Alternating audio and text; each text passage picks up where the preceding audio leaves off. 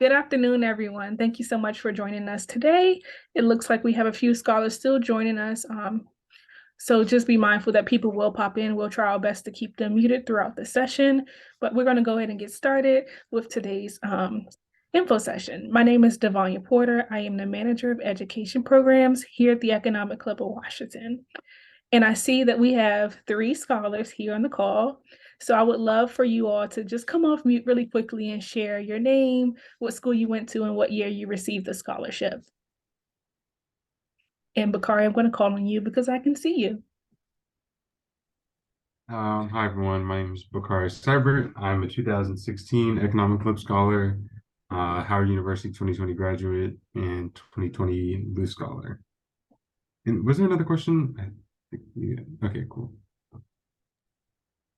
Thank you for that. Vincent, are you able to come off mute and introduce yourself as well? Yes, my name is Vincent Banda. I am 2018 economics recipient scholar. I study at George Mason University, and I'll be a 2023 graduate. Thank you. Adrian, are you able to come off mute and introduce yourself? Hi, I'm Adrian Kramer. I'm a 2009 Economic Club Scholar from SUNY Geneseo. Thank you. And last but not least, Eden, we were just doing introductions. If you can share your first and last name, the university you attend, and what year you got the scholarship. Hello, good afternoon.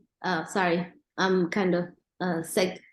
My name is Ada Amar. I'm 2018 recipient of scholarship, and I graduated last year, May 22. Awesome. Well, thank you so much, and welcome, everyone. Without further ado, I'm going to go ahead and turn it over to Brittany to introduce herself. And she has lots of gems to drop today. So please be mindful. And if you have questions throughout the session, please utilize the chat and/or show your lovely faces. We don't want to be talking at screens. Thank you. Brittany. Thank you, Devanya. And I'm glad that we have a pretty small and intimate group here. And my hope that this is not just going to be me talking to the screen, but that we can actually have a good conversation and a dialogue, because talking to emerging professionals and rising scholars is something that is very important to me. It's very fulfilling to me. And I think this is a very valuable use of my time. And I hope that you walk away feeling the same way. So I'll start by introducing myself a little bit. Brittany Masalosalo. I am the Chief Public Policy Officer for HP Inc. That means that I lead all of our global government affairs and policy team for the company for all of the different businesses that we're in.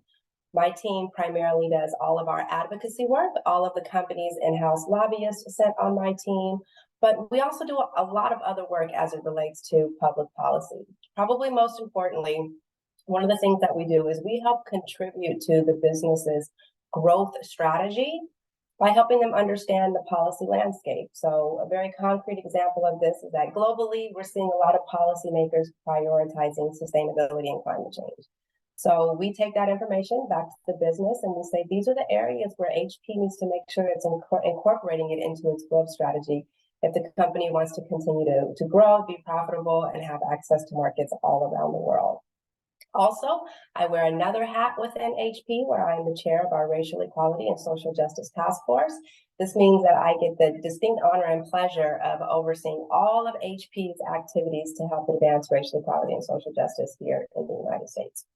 So that's a little bit about what I do today. I want to talk just briefly about how I got to where I'm at, and then maybe share a little bit of the insights that I've gained over the years, and answer any questions that you might have, give you any feedback.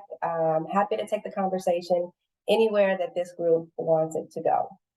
So I'm originally from Denver, Colorado. I live in DC now. I find the East Coast a bit suffocating for my taste, but I've been here for about 10 years, so I call it home. I'm from Denver. I saw those faces. I'm used to big, wide open spaces and mountains and sunshine, and we don't always get that here in DC. But that's what I love. when I graduated from high school, I went to an engineering school, Colorado School of Mines. I had a great scholarship. After 1 year, I made the life-changing decision to drop out of college. I dropped out of college because I was pursuing an engineering degree and it wasn't a good fit for me. So that was kind of my first lesson learned, is to know yourself, know what you want to do, at least directionally, and do what makes you happy, makes you comfortable. So I dropped out of college after 1 year and I joined the Army. I joined the Army because I wanted to travel, I wanted to see the world, and because my family was dirt poor, and I knew that the only way that I was going to be able to do that was to go and serve. I ended up serving for 13 years on active duty in uniform. While I was in uniform, I busted my butt and I went back to school, taking night classes. I was able to get my bachelor's degree from American Military University, and then I went back and got a master's degree at North Central University. While I was in the military, I did signal intelligence. That means that I worked closely to the IT field, but more on the military side of it, the operational side of it. I started at Fort Hood, Texas. I lived in Texas for a few years. I did a couple of combat deployments. I spent about 3 years total in combat.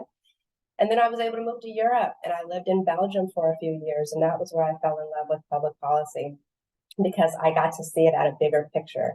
I got to see how policy decisions were made and being implemented. And I had the chance to serve alongside some really phenomenal military leaders. I served alongside General McChrystal, General Petraeus, Admiral Stavridis, if those names mean anything to you. I also had a life-changing moment while I was in Belgium, where my first daughter was born and I became a mother. And I think that's important for me when I think about my career, because that was a pivotal moment, because that was where I had to really understand what it meant to balance work and life. Before, work and life had kind of been one thing because I didn't really have any responsibilities. I had friends and people that I loved and cared about. But once I became a mother, I became more acutely aware of the importance of trying to find balance.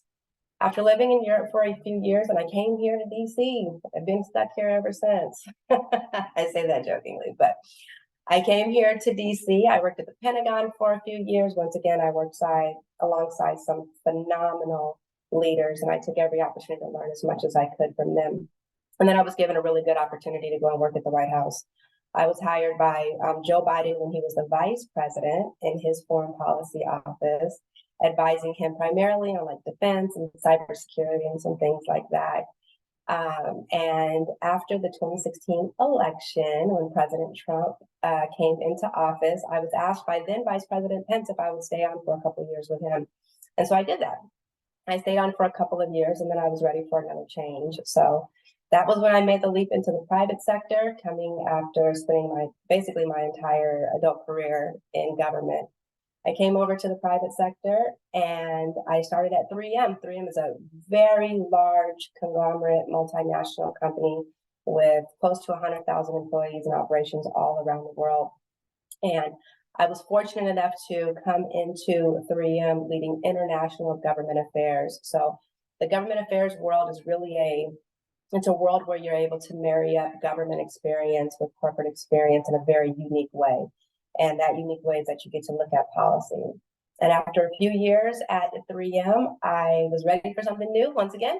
And I made the transition over here to HP, where I was able to join the executive team as one of our C-suite leaders. And now I'm leading the entire public policy team, as I said before. When I look back on that career path that I just walked you through, some of the highlights that I want to call out that I thought have been especially important for me in my career trajectory is working alongside good people. Every opportunity I've had, I've always sought out and looked for good leaders to bring into my bubble. These weren't always my direct supervisors or people that I worked for, but these were people that I saw were good leaders. And they were good leaders in their ability to motivate people, to increase morale, and influence people in a way that wasn't authoritative. And I wanted to learn from them. And that's exactly what I tried to do. And I continue to do that still to this day. So that's a key nugget that I'll leave with you to take back. Another key nugget I mentioned when my daughter was born. My family has grown. I have 3 children now, and I'm married, and 2 dogs and 3 cats and all kind of extra responsibilities now. that are outside of work. And I always make sure that I don't lose sight of what's really important to me, and that's my family. Time is the most valuable resource that we all have. It's something that we can never get back once we give it away. So I try to be very deliberate about where I put my time, making sure that I put time to things that are outside of work. That can be really, really hard sometimes. My chief of staff, Michael, is on the call right now, and he may challenge whether or not I do that well, but I do try hard. And then the last nugget that I'll leave with you is really about paying it forward. Like I said in the beginning, spending time with young scholars and emerging professionals is extremely important to me. I think a measure of success of any good leader is the team that they have, that they lead, whether directly or indirectly. And so making sure that you take time to create a two-way dialogue with younger people. And I call it a two-way dialogue because it's not just about me saying these are all the great things that I've done, or let me tell you how I do it, but also learning from the innovation that new ideas, new perspective, new working models, new technologies bring to the table, because there's always something to be learned. So I think that was quite a bit, Devanya, so I will stop there.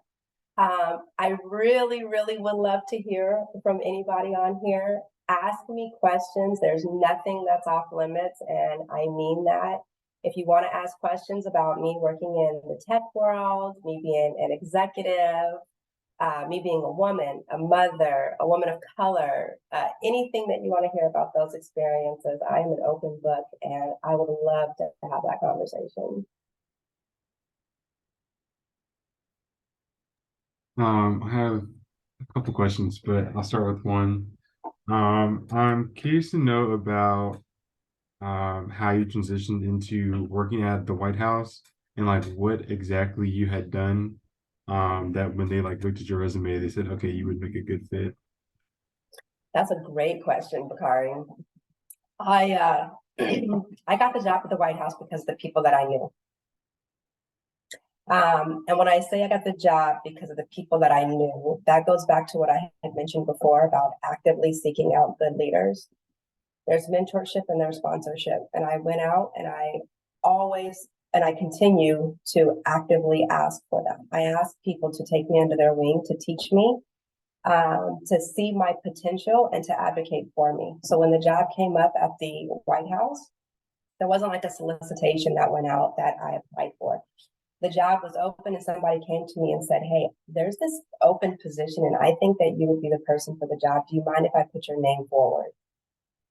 And I said, absolutely. So to answer your conversation more concretely, it was about going out and making sure people knew what my potential was, what I was capable of doing, and also making sure that people knew that I wanted to advance my career and what way I wanted to advance.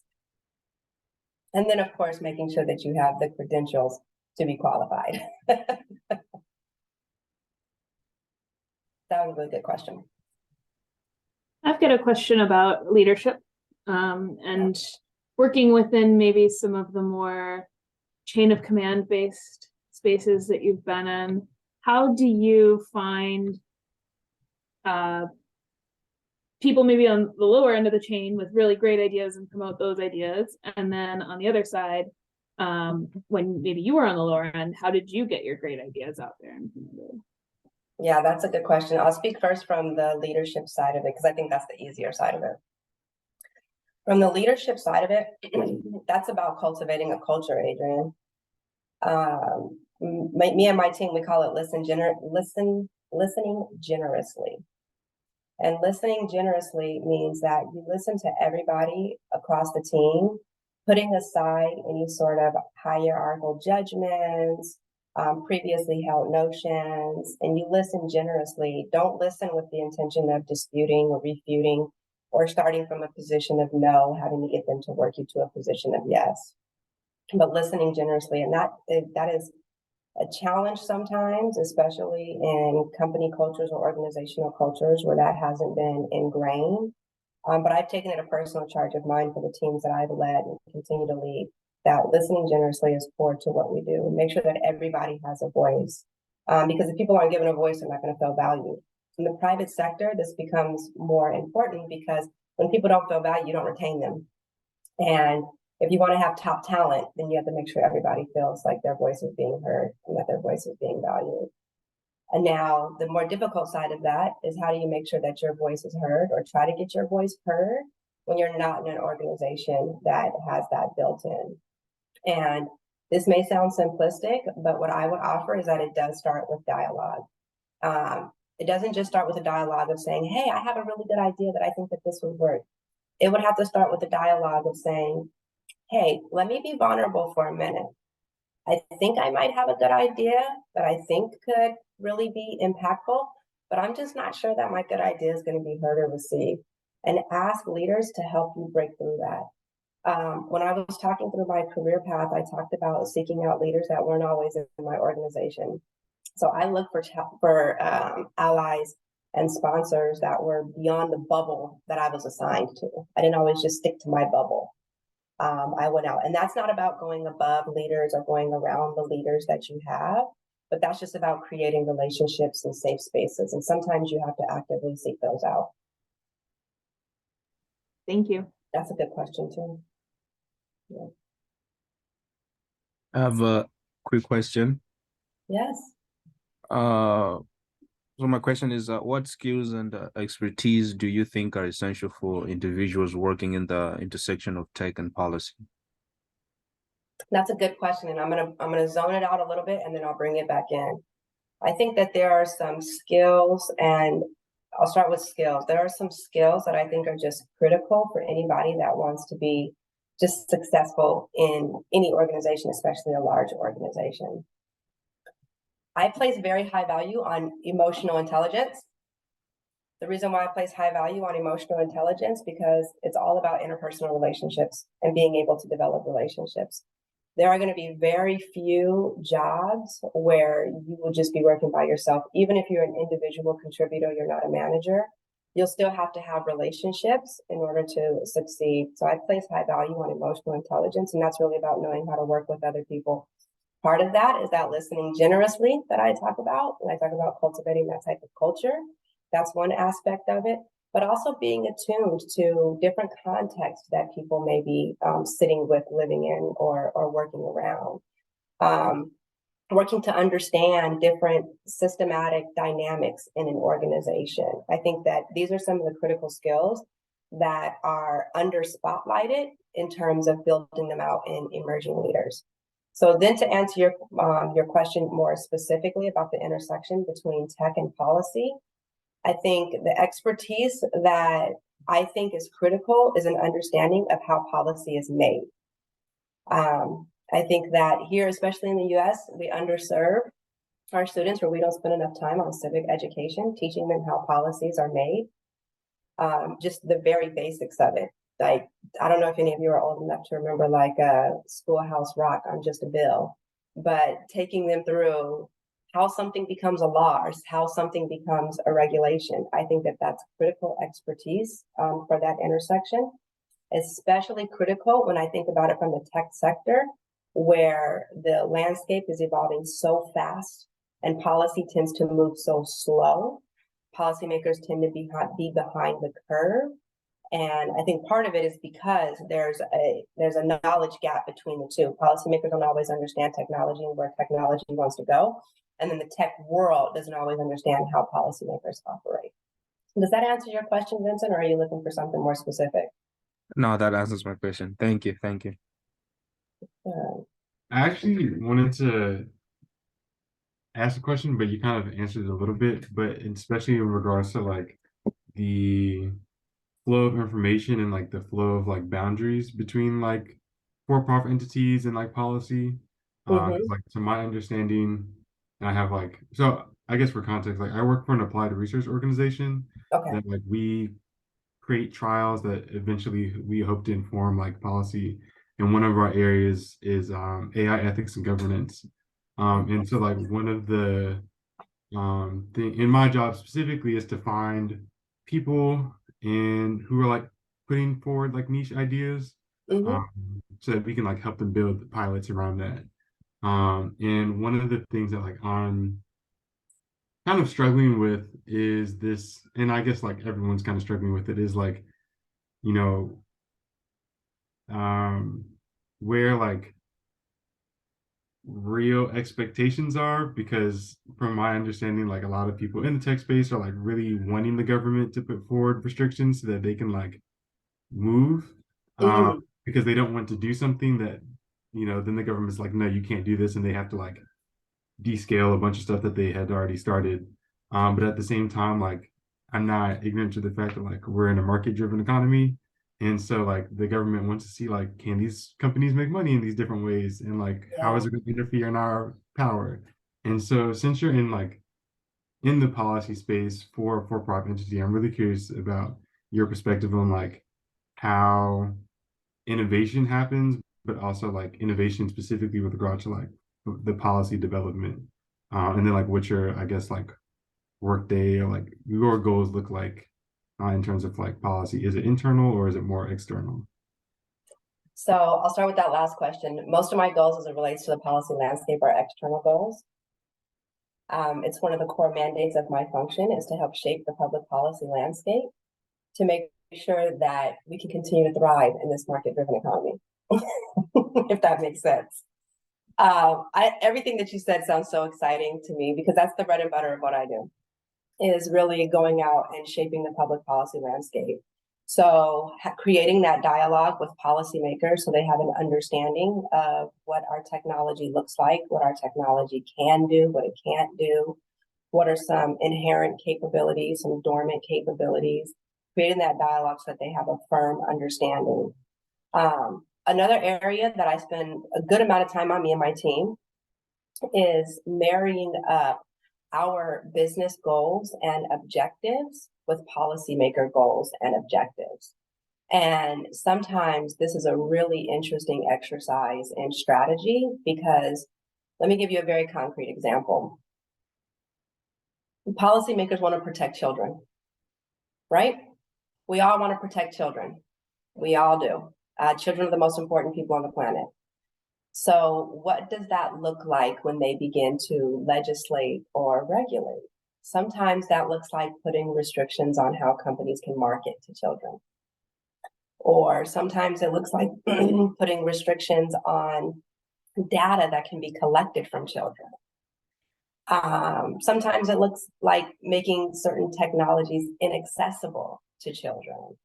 And from a policymaker's view, that is them achieving their overarching goal of protecting children. And when you think of it from the view of a company, those types of activities may inadvertently restrict the way that we can innovate or the way that we can grow. And so it's part of the job that I hold is creating that dialogue between the business, and not just my business, but the industry at large, and those policymakers, so that as they're crafting those policies, whether it's legislation or regulation, they have that entire context to take into consideration. And for me to be successful at that, I spend a tremendous amount of time building trust and meaningful relationships with policymakers to advance my advocacy. I have to make sure that I always have a credible voice and that they understand that this is really about getting alignment so that innovation can continue to thrive and businesses can continue to grow while still honoring their priority to serve their constituents. For example, they serve their constituents by protecting children. Is that helpful for you, Bakari? Yeah, a little bit. I mean, my mind kind of got caught up on the example just a little bit. Because I mean, my first thought was like, well, you can block data from children all you want, but if you look at the parents' credit card information, you can find all the data you want about a child. So there are like, it's your perspective is very interesting because like most of like the public policy world on like the nonprofit and like government side kind of sees what you're doing or like what you're doing as like the sneaky path of like, okay, let's like, in I guess in a broad sense, like your goal is to have things be as open as possible for your company and navigate like basically like tell people what the restrictions should be so that the company can proceed forward. It's just a I mean I see it a little bit, but just like where the ethics and like comes into play can be a challenge because you're like there's competing interests. Yeah, I think you're onto something with that because you're right. That is the stigma that's associated with corporate lobbying. The stigma associated with corporate lobbying is that it's exclusively about corporate profiteering and that corporations want government to get out of their way so that they can make as much money as they want, never mind who they stomp over on that path. And there's some companies that that's what they do. I would never work for one of those companies.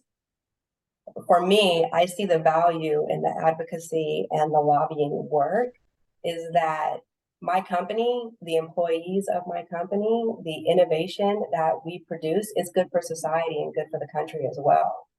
And I view us as a valuable voice in these constituency conversations to help give policymakers full context as they're looking to legislate and regulate. Because I know that policymakers don't want to inadvertently put a law or a regulation in place that is going to cause, for example, it's going to cause HP to go out of business. If HP went out of business because there was a policy put in place that dismantled our ability to operate, that's 30,000 employees that lose their jobs. Put that to an order of magnitude of how many families end up getting impacted by that. So policymakers, they have skin in the game in the economic growth of not just large companies, but small companies as well. And sometimes there's a trickle down effect. thank you. I have another question, but I'll wait because I know Eden hasn't asked a question yet. Okay. Anybody else have questions? I'll ask another question. In your transition into a highest leadership role, what did you think? Did you have any misgivings about your ability to do it or struggle with any sort of concerns about, oh, maybe this isn't the right place for me? And how did you cope with that? Oh, absolutely. 100%, Adrienne. I actually almost didn't take this job because I was hesitant to step into a position leading a large team. Because my comfort zone has always been as an individual contributor. My comfort zone is to do my job really, really well and not be responsible for the work that other people do. And I knew taking on a role where I would be leading a large team globally at that would push me out of my comfort zone. And not only was it a matter of not being comfortable doing it, but also I did wonder if I had the capacity, if I had known enough about leadership, if I had it in me to be a good leader. And I still do some gut checks on that. I do gut checks on that often, going back and asking my team, my direct reports. I try to get a little deeper into the organization to get feedback from people. Am I doing this right? Am I missing the mark here? If I see something where I did something where I feel like I missed the mark, I'm quick to call myself out on it and go back and try to make right on it. But absolutely. But more than anything, you ask, how did I cope with it? I have learned that I have to show myself grace. I am not a perfect person. I do not walk on water. But I sit in comfort knowing that I'm doing the best that I can every single day. And some days that looks like I am not killing it. Some days I am just barely schlepping through. And I show myself grace that that's okay too. That's okay. Because we all have those days, whether people want to admit it or not.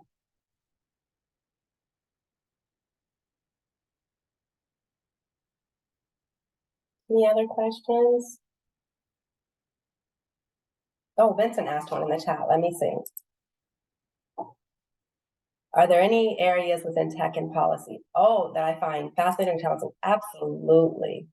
The emerging technology is so both fascinating and challenging. And when I think about like emerging technology, this is like artificial intelligence, quantum computing, photonic computing. It's so fascinating because when I think about the applicability of these technologies and the way with which it can change the world, change society, change the way we interact with each other, just change the way that we live in general, and the pace with which that change is happening, I think that's just so fascinating. Challenging though, is that some of these technologies are really scary. It seems like This time last year, AI was something that was kind of talked about here, kind of talked about there, machine learning a little here, generative AI, but now it's like the only thing that everybody's talking about and nobody knows what to do with it. And a lot of people are really scared of it. And so that presents a challenge in and of itself, especially for me, because I don't consider myself a technical expert, but I have to go learn a lot about these technologies really, really fast and be able to try to do a little bit of an education campaign to help squelch some of the fears, to Bakari's point earlier, so that we don't have policymakers that try to jump all over it and in a way that ends up stifling the innovation. But I think I'm excited about it. I'm excited.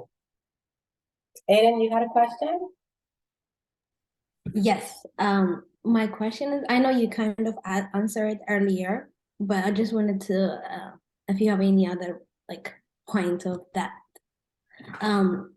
One thing as like as a female in the technology in the tech field, I'm noticing and experiencing right now is when I apply for a job, it literally like tasting me so hard. Like I apply pretty much like different jobs, and even though I have my job, but I need something different because I don't feel this job is what I'm doing right now is a good fit, or that's what I wanted to do.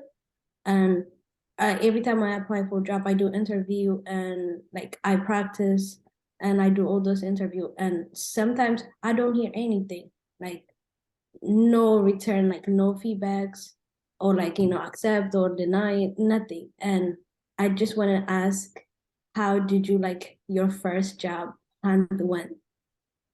I know it's really might be like a long time ago, but That's okay. I just want to know. Let me start by addressing something you said that's disappointing, that you go and apply for a job and you interview and then you don't hear anything back. Just to be unequivocally clear with you, Aiden, that is not a reflection of you. That's a reflection of those companies. 100%. That is not a reflection of you. Because companies that have good hiring practices or a corporate culture where they value the experience of their talent would make sure that they prioritize communication, even if the communication is not the desire. So that is not a reflection of you. That's a reflection of those companies. And I'm sorry that you have to experience that, because that's frustrating. So let me think. My first job, let me also say, I've never had a job that I didn't enjoy at least somewhat. I don't think that's a circumstance of luck. I think that's more of my personality. I am an irrepressibly optimistic person, and I choose to see the silver lining as much as I can, even when I'm frustrated.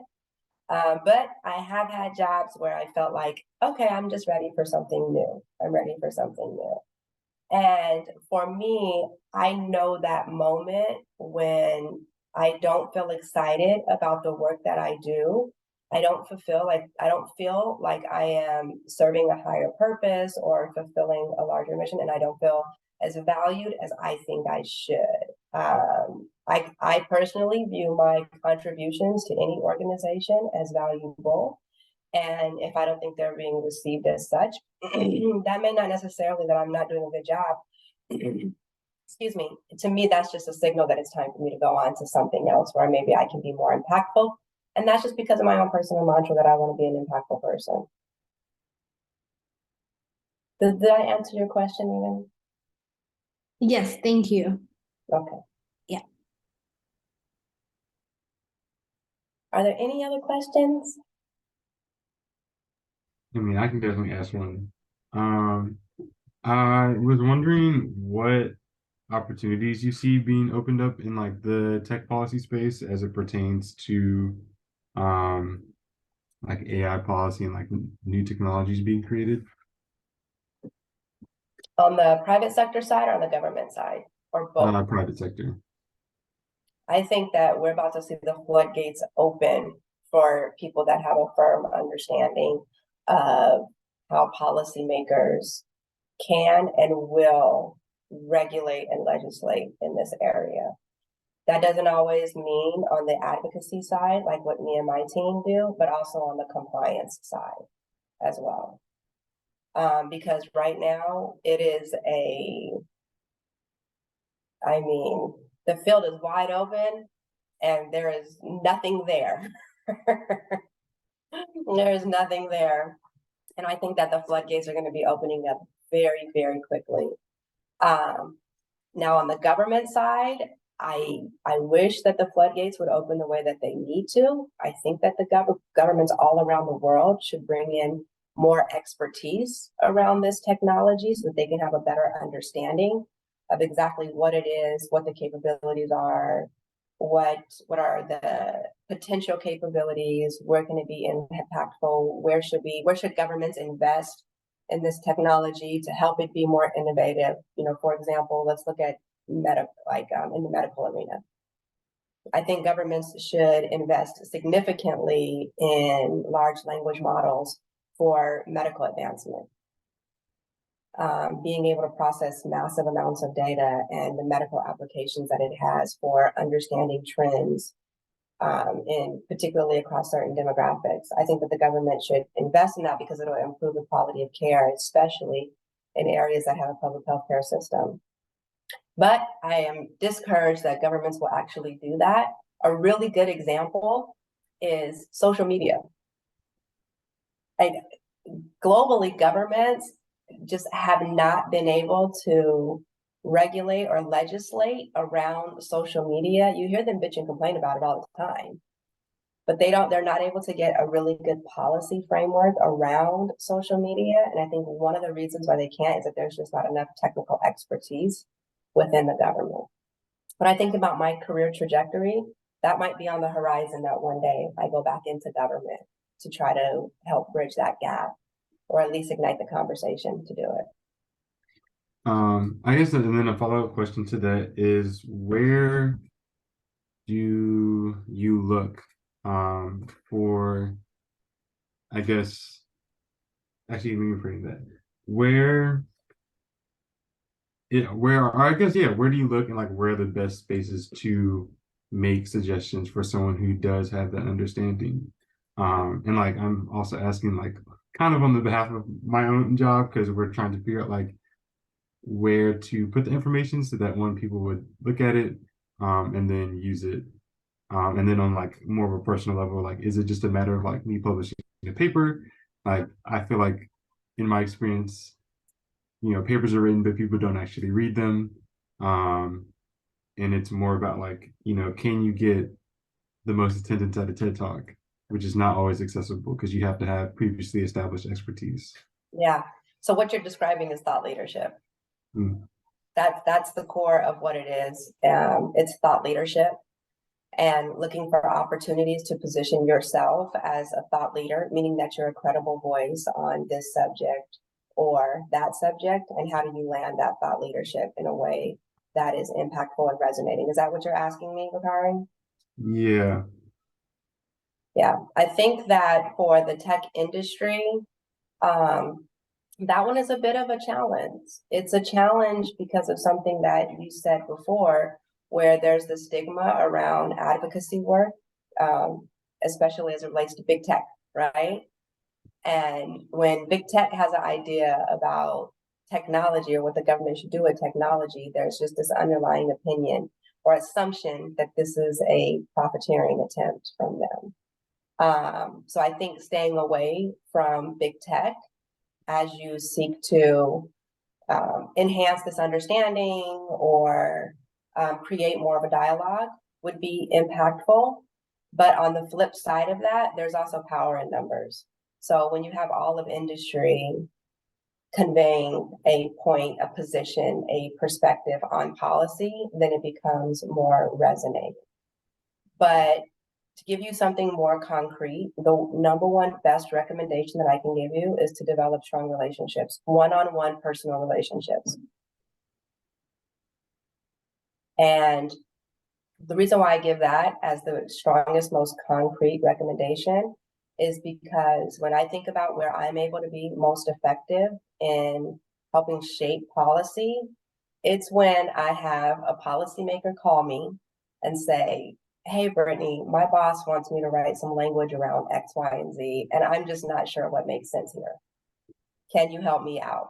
That is a byproduct of me having established those relationships where I'm viewed as trusted, credible, honest, and holding that expertise. So you got to go out and facilitate. You got to go out and do that networking to create those relationships. That's where most of the real advocacy work happens, to be honest with you.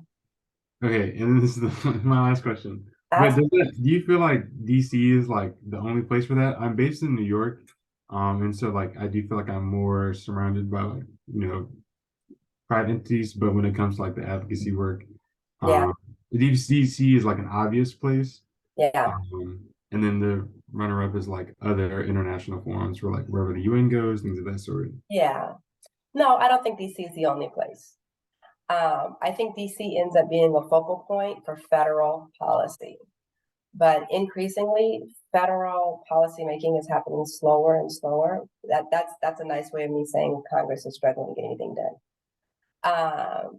And because of that, we're seeing so much activity at the state level. Like I think right now, me and my team are tracking like 18 different privacy laws in different states around the United States. And what happens is that sometimes those privacy laws or privacy policies, we use privacy as an example, they end up becoming precedent setting, where they end up becoming the floor. We end up creating a compliance framework for the entire country based on something that one state may have done. Mm. And that's not just for privacy. This could be for artificial, whichever state is able to be first in putting around a regulation around artificial intelligence, it'll probably be California. They're going to set the precedence, because I guarantee you a state is going to do it before the federal government can. Who's second closest? Who what? What state is second closest? Like if California is the most advanced, who's number two? I wouldn't say that they're the most advanced. It depends on the issue area. Give me an issue. Is AI the issue? Yeah. I would put California first, and behind California, maybe we'll see a New York, or we might even see a Minnesota or a Wisconsin. Hmm. But I think that they'll be probably years behind California.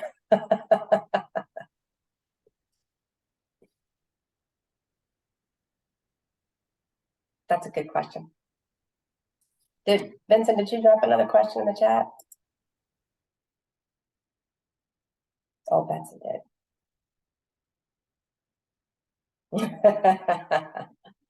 Do I think AI will impact the workforce?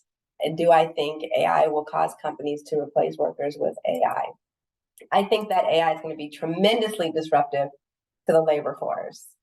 Does that mean that companies are going to have to replace people with AI? It probably looks like something like that, but I don't think that that's going to mean that there's not still going to be jobs to be had. I think companies are going to have to focus on where do they need to develop out talent around an AI infrastructure. So AI is not just going to be something that we're going to drop in with what we currently have today. There's going to have to be a entire workforce infrastructure around it, and that talent is going to have to be developed. But I think it's going to be disruptive. It's hard for me to predict exactly what those disruptions look like, but I think it's going to be disruptive. I do. The reason why I think it's going to be disruptive is because for many of us, we think about our current level of productivity and how AI is going to make, or has the potential to make, all of us much more productive. A task that used to take me maybe 3 or 4 hours to do now takes me 20 minutes to do, which means individual workers are able to have more output. They're able to have more output. It means that in theory, you would need less individual workers if everybody is producing more. But I also think that that's going to, like I said, it's going to create a ripple effect where it'll just change the landscape. I don't know if it's going to create a world where it eliminates a bunch of jobs, but it's going to change the landscape. We may say some eliminations over here, but we're going to definitely see some growth over here. That was a good question. And sorry, I don't have a better answer. I really wish that I did. I did. You have to, I've been having some conversation with like some sociologists and economists together, as a lot of people are trying to theorize what that might look like. But we need to get some really smart minds coming together and thinking about that. Aiden? This is like more of like an advice than a question I'm looking for. So, like I mentioned earlier, I'm looking for a new job and trying to use my connection that I have, like friends and family or like coworkers that I know that works like in tech or like, you know, that field close to like technology, software engineering field. I was just like sending an email saying, hello, like this is the Aiden, I'm looking for a job. And I didn't know like what's the best way. Like I just asked like, hey, I attached my resume and if you company hiring or if you have any like interview techniques or any advice you have for me, like if you're available for a coffee or Zoom. I'm just asking people, and I don't know if that's like the right way to do, or maybe I'm just like, there's always boundaries, and I don't want to cross that boundary. And at the same time, I wanted to like know them. I wanted to like them to know, understand I'm literally looking for a new job, a new opportunity. And I don't know if you have any advice, like what's the best way to do it, or is there any like secret weapon you have like to get connect to people? Yeah, so I saw that Bakari dropped something in the chat, and I agree with him. Informational interviews are really good for that. I also think that, you know, cold emailing out, hey, here's my resume. If you know anything, this is what I might be interested in. Keep me in mind. I don't think that's a bad tactic at all. I think you should continue doing that. That way you're on the radar.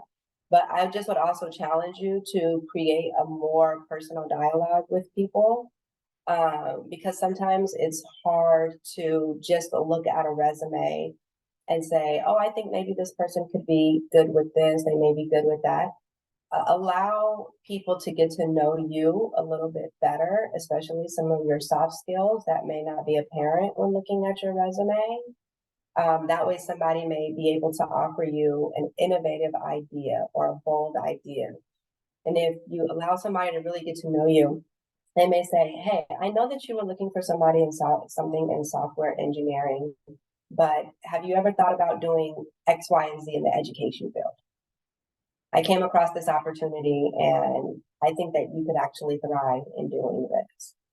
And that way the door will open wider for you. That's what I'm getting at.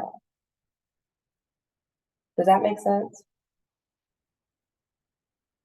Yeah, go out and have coffee with people, do Zoom calls with people, talk to them. Because I can tell you, I get the emails all the time. Yeah, because I was Yeah. sorry. Like you say, the email is like you can just send an email all the time, but I'm like more personality to be like a people person, and I actually find it much easier, and like I feel like more like to be fair enough. Like I don't want anybody just like, hey, you get my email. It's like, oh, your company's hiring. Can you please like tell me if your company's hiring? Right. Instead of doing that, I want to build a relationship with you. And like when you know something, you let me know. And if I know something, I'll let you know. Like that's the type of personality I have. And sending out this email thing is like I'm very bad at it. It's still like I'm very bad at it. Yeah, and for the email, I get emails all the time. Hey, Brittany, here's my resume. If you come across any opportunities, let me know. Keep me in mind for this. And sometimes it's hard to remember everything that has come through. But when I get the email that says, hey, Brittany, I'm ready for a change.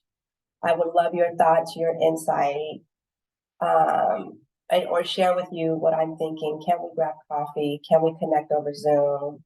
And we create a dialogue. Then I usually walk away from those dialogues feeling empowered to take action. If that makes sense. more Yeah. than I feel empowered to take action when I just see an email come through. Got it. Thank you so much. Mhm. We probably have time for maybe 2 more questions if anybody has anything else. I have another one. In transitioning into a more of I don't know, you said thought leadership earlier, so it's kind of on my mind, but I guess thought leadership isn't quite what I mean, but the bigger leadership roles, you've been maybe middle management, sort of mid-career, what have you. How do you impress in interviews that you're capable of what their company's needs are, even if the subject maybe is tangential to something that you've done before? Yeah, so when I've interviewed for jobs, I spend a tremendous amount of time preparing.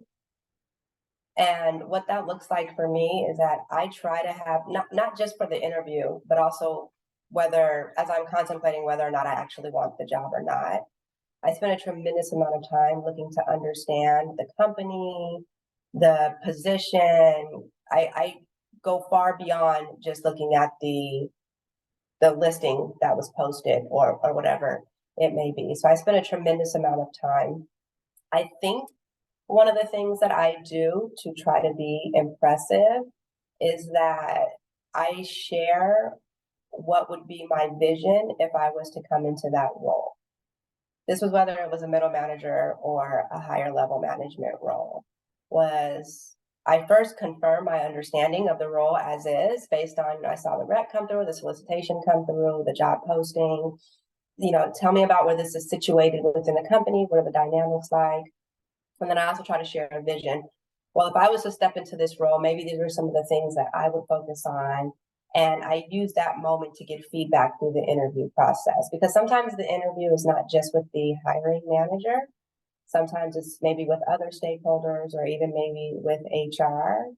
And I try to share the vision and then get feedback. The other thing that I do, Adrian, is that I view interview as a two-way street. I'm interviewing them just as much as they're interviewing me. And I take that to heart, not with a sense of arrogance, more of a sense of fit. So not only do I view it as you're interviewing me to see if I would be a good fit in the company, but I'm also trying to evaluate whether I think I would be a good fit also. Thank you. That's very helpful. I'm looking for my interviewer to impress me too.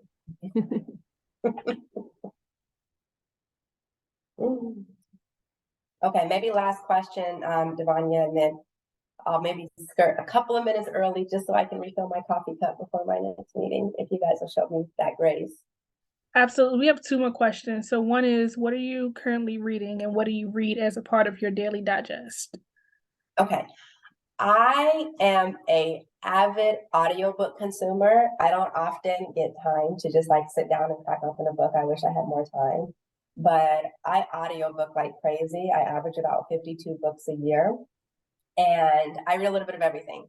I do stick to only reading one book at a time, though. I struggle like bouncing around from books. I read one book at a time, and it just depends on what kind of mood I'm in. Sometimes I spend a lot of time doing some escapism, so I read fiction.